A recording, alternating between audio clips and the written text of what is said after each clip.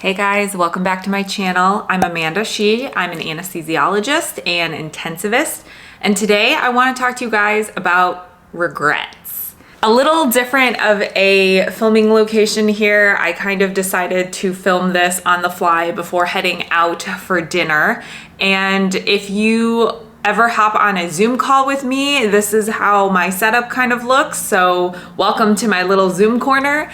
But in terms of the topic I want to talk about, I was just thinking during the day today about a question that I received during a medical school interview where I was asked what I regretted the most in life at that point. And I distinctly remember at that time, my response was backing up, dropping out of high school. Yes, I don't have a high school diploma. Dropping out of high school to go to college early.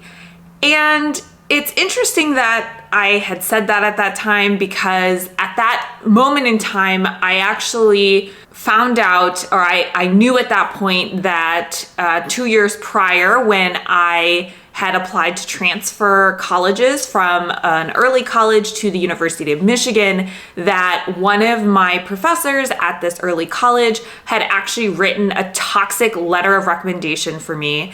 And I felt betrayed by the school, by this advisor or this individual that I thought I could trust to help me succeed and help me achieve the goals that I wanted to in life. And so that's where I was coming from when I thought about regrets and thought about, where could I have been if I hadn't decided to make the decision to drop out of high school and go to this tiny college in Western Massachusetts for 2 years? Where could I have gone? What would I be? Who would I be? And in that moment, I thought I could have probably achieved more if I hadn't made that decision. But looking back now, it's been quite a bit of time now. Actually, it's been a decade since I've been asked that question. I have to say that my opinion and my perspective on regrets in life has really changed and evolved since then. So I wanted to go over 3 potential things that I could say that I regret in life and regret in my life, decisions that I made. But in reality, I do want to just talk it out why I don't necessarily regret anything per se. Let's start with the first thing. So what I alluded to earlier was this idea that I regretted dropping out of high school early. So I left after sophomore year of high school to go to an early college in Western Massachusetts on a full scholarship. Basically, I didn't love high school very much. I found this scholarship opportunity in a college magazine I was perusing as a sophomore, and I decided, hey, what do I have to lose in applying for something that had no application fee, and thought, what would this look like if I decided to just leave high school?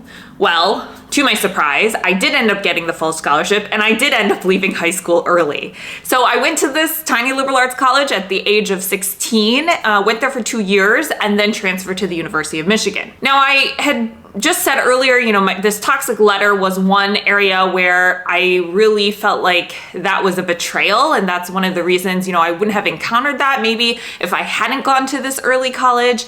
Other things that I thought of was maybe if I hadn't gone to this early college, I could have gone to a more prestigious college straight out of high school. At the time when I left high school, I was a 4.0 student. I had taken an AP class already. I was getting into leadership positions in various organizations.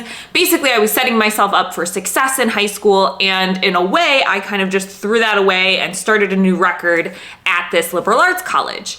So a part of me for a couple of years after finishing at that college and going to a different college, I felt like, maybe I had made the wrong decision. Over time, I've realized though that particular decision is exactly what brought me to this point today. So had I not made that decision, I don't think would have made it to Mass General, a Harvard teaching hospital for residency. I probably wouldn't have achieved the things that I had achieved. I wouldn't have had certain life experiences. I would have had different life experiences, but truly there's a lot to be said about how we make a decision and how it influences us later in life. So one of the things that I would say now is that I don't regret going to this early college anymore, because some of the other components of it that I didn't really acknowledge when I was answering that question that are important to me today are the facts that, one, I went to an early college. So that means that I actually finished my medical training at a younger age than some of my colleagues did, because I got started early on the whole pathway to becoming a doctor.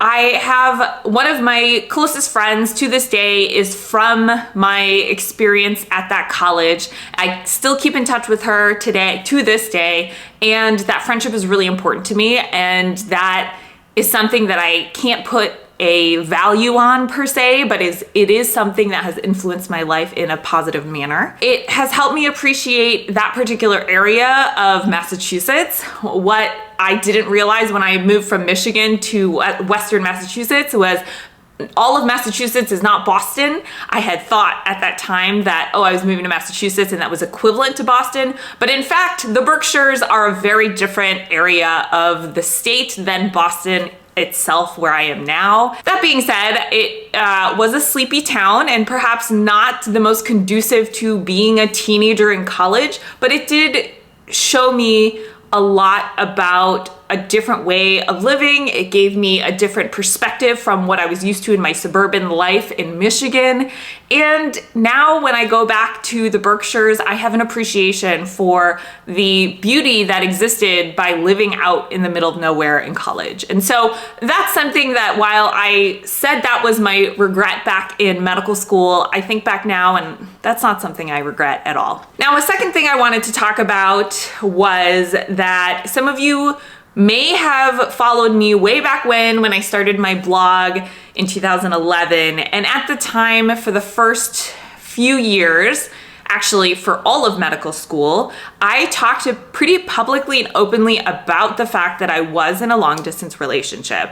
And one of the things that I was thinking of when I came up with this idea for the video was, do I regret being in a long distance relationship throughout medical school? It didn't work out in that particular situation, but it did teach me a lot about relationships, and there were a lot of positive things that came out of that particular situation. So for example, one, the thing about long distance is it forces you to learn how to communicate, and it forces you to try to figure out how to communicate effectively.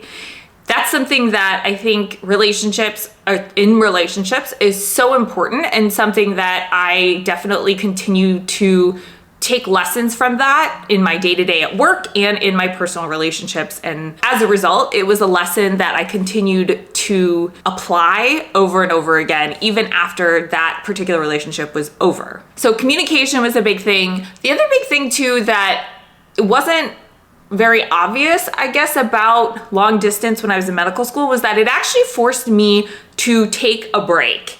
So I was thinking back on, why was it that I didn't feel totally burnt out?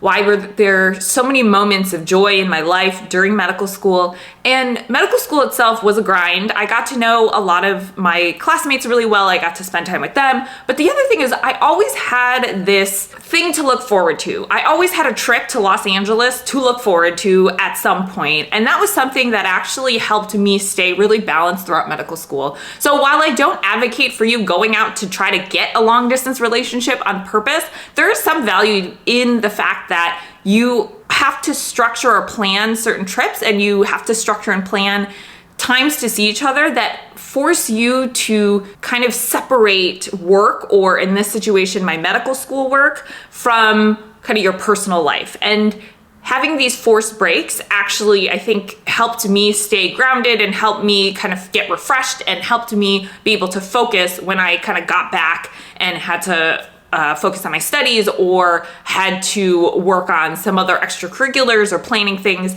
And so I'd say that that actually was a really, really big advantage of being in a long distance relationship at that time. And ultimately, I think that all the individuals that you encounter in your life that you end up forming a really close relationship with, those are individuals that will influence you in some way, shape, or form. And oftentimes there's really great things and lessons that you can learn from each of these relationships. So I feel like there was a lot that I learned throughout that relationship. So even though it didn't work out, I think that there was a lot of value added from going through that experience. So I definitely don't regret that at all. The third thing I wanted to talk about that I think I've heard other people reference as something they regret when they go into medicine is this idea of throwing away your 20s to train to become a doctor. So when I started medical school, I was 21 years old. And when I finished my fellowship in critical care,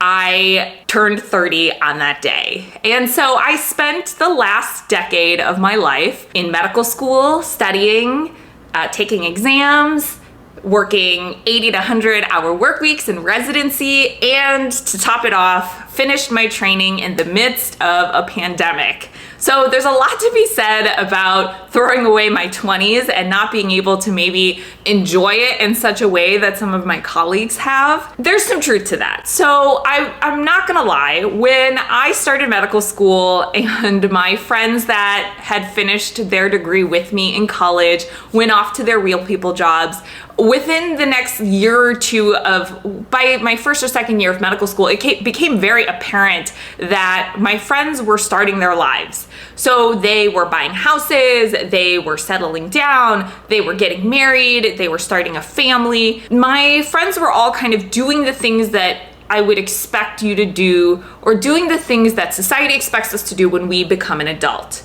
And while becoming a doctor doesn't preclude you from doing certain things, there is a huge domain of life that you really can't do when you're in medical school, and that's the fact that I didn't have a job. So when I finished college and my master's, I had an engineering degree. In fact, I actually worked as an engineer for a short period of time before starting medical school. So I had a taste of what it was like to work a 8-hour work day and a 40-hour work week. And truly, it was magical. I didn't have homework to do. When I was at work, I did work. When I was off of work, I did other things that weren't work. And it was a really nice glimpse into what a normal job can look like. But in reality, I was not fulfilled by that position at all. I was miserable. It was just computer work. And honestly, there wasn't enough work to keep me mentally stimulated and feel like I was challenged and feel like I was really working to my greatest potential. And so that was not a good fit for me. And ultimately, when I reflect back on that work compared to the work that I do every day now, I'd say that I don't regret at all choosing this path, but that's because for me, this is the best fit of a job that I could possibly imagine. But in terms of my 20s, yeah, I didn't get to live that kind of, work 40 hours and then go out and enjoy restaurants, go out and find a house to buy, go and take vacations. These were not things that were kind of normal to me until now. I guess they're not even normal now because we live in the middle of a pandemic when I finally started my real job. So here we are. But they are things that I know that individuals have alluded to as kind of they threw away their 20s and therefore they will never get them back. And I think that my 20s, yeah, it was a nice time in my life, but I'm also thinking back, like there was a lot of growing that happened in my 20s.